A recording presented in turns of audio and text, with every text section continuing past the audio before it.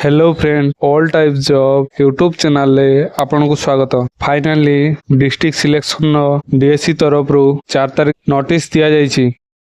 देखंतु online district choice and school choice provisionally selected candidate for the post of TGT PCM CBZ PT Telugu and Urdu teacher in government secondary school LTR 2/11 आ 3/11 रे आपनकर final merit list आसी जाइतिला। तापरे संध्या 5टा 6/11 रु सकाळ 10टा 8/11 पर्यंत आपण डिस्ट्रिक्ट चॉइस करि परिबे। आउ संध्या 6टा पीएम 8/11/2025 रे आपनकर डिस्ट्रिक्ट एलोकेशन हे जिवो। 8/11/2025 रु आपनकर स्कूल चॉइस ऑप्शन ओपन हे जिवो। 10/11/2025 गुटे पीएम पर्यंत आउ स्कूल एलोकेशन डा डीओ को द्वारा कम्युनिकेट करा जिवो। Reporting TGT PCM CBZ PT Telugu एवं उर्दू टीचर निजर allocated district at DO office 13/11/2025 10टा एम सबू डॉक्यूमेंट धरी आपण एलोकेट डिस्ट्रिक्ट डीओ ऑफिस रे पहुंची जिवे।